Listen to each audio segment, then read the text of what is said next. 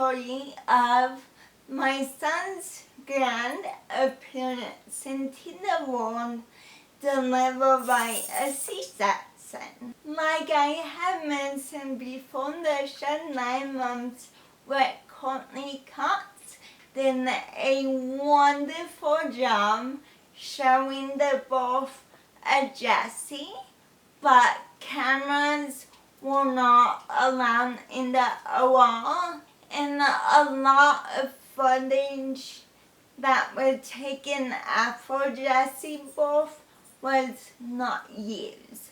So I will be walking you through a more detailed story of the whole delivery and what happened after, and fill in some gaps of scenes that we didn't get to see in the show. I am going to put that story video into different parts because it's quicker for me to get sort of videos edited instead of trying to edit a super long video while also taking care of my little prince. And I also don't want to keep all of you waiting a long time for a new video. One only label showing differently due to my cerebral palsy. During the fourth trimester, I didn't have that gut feeling and the anxiety that Jessie wouldn't wait for this scheduled C-section, that he would come earlier than that. I wasn't afraid of experiencing labor. What scared me was the fact that I was home alone 90% of the time because David was always gone for work and school. If I did go into early labor, there was a list of people I could call, but everyone on that list also works. So I didn't know how quickly they could come and get me if I were to go into labor before the scheduled C-section. And my son began having a seizure only weeks before Jessie was born. So it was a lot of anxiety about being alone. The night before Jessie was born, me and David had a really yummy chicken dinner. 2 hours later, I began feeling sick. So I lay in my bed and I ended up vomiting quite a lot and some diarrhea too. It was my body was ending everything out.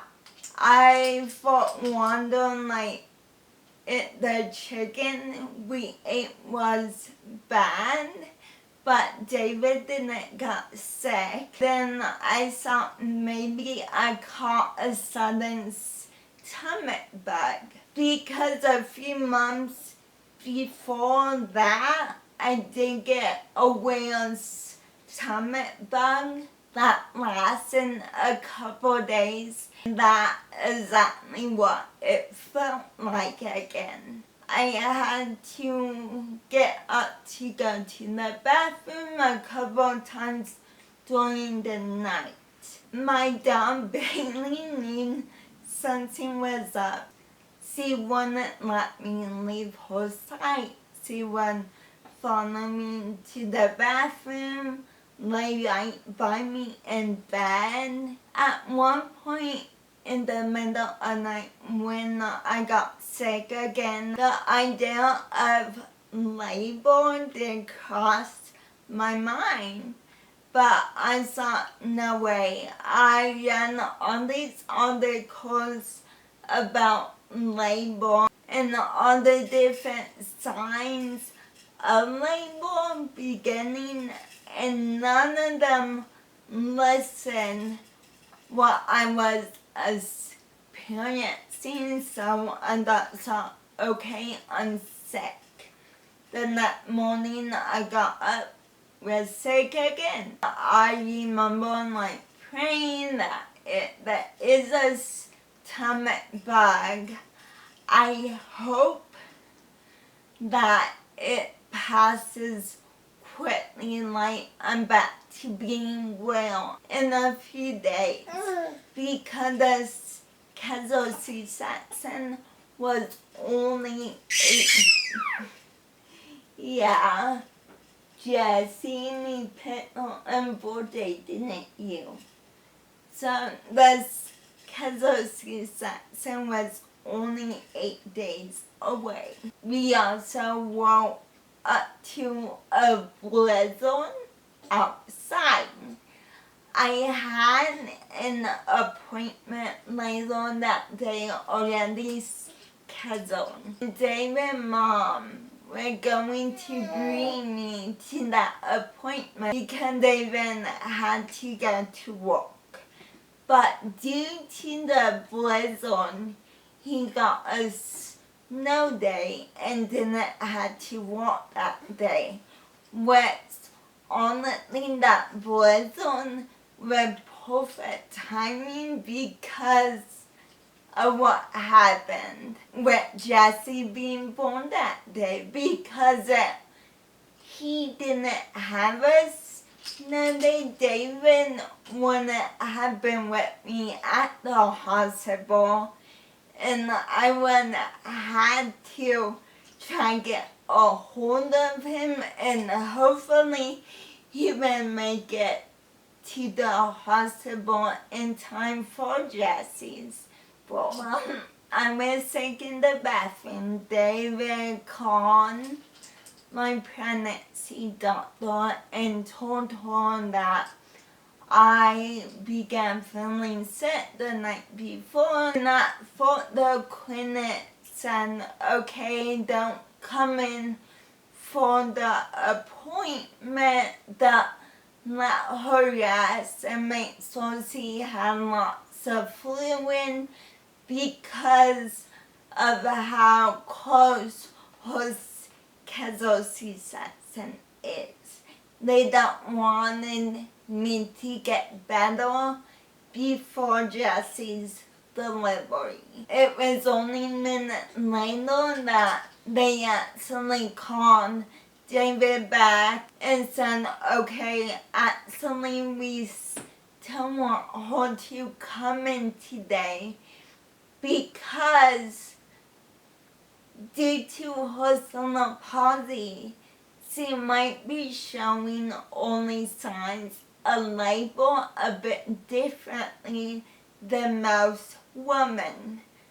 So I got myself ready. I only ate a pudding cup that morning because I was afraid of getting sick on the drive up to the hospital or getting sick in the waiting room. On the drive to the hospital, I began joking with David maybe I am in labor, and he said, but no, not having contractions.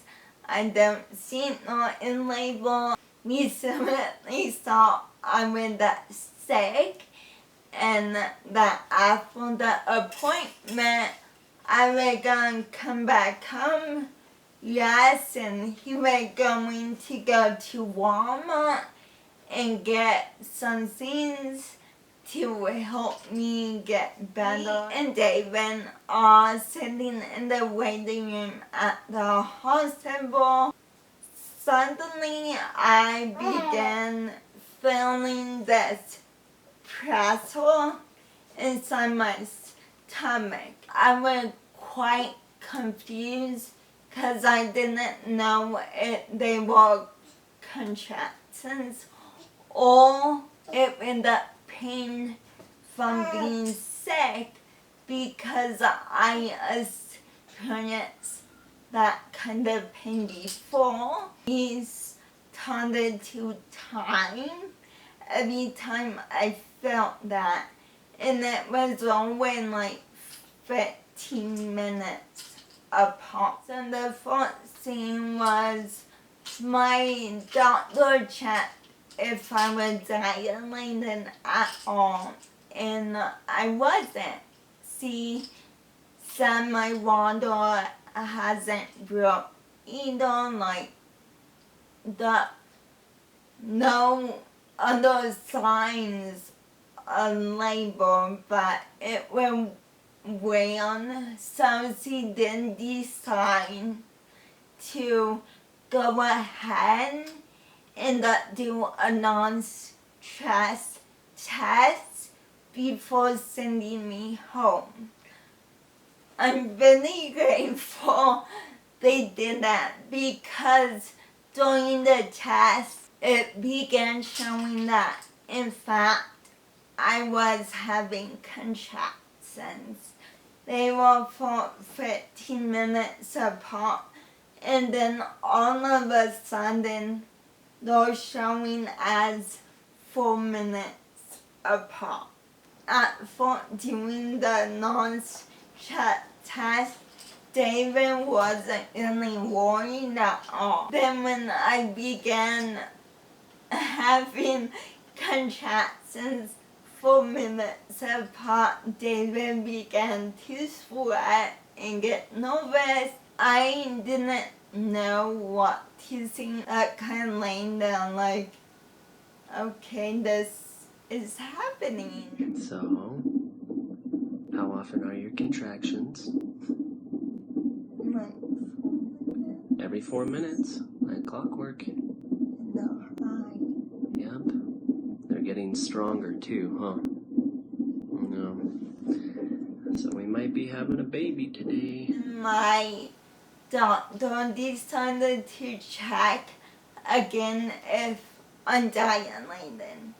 And at that point, yes, I was a fingertip dilated. She said, okay, that baby is gonna come today. We don't want sending home with the fact that there is a blizzard going on outside, and the contractions are pretty close apart, so we want neither to go to labor and delivery and check ourselves in.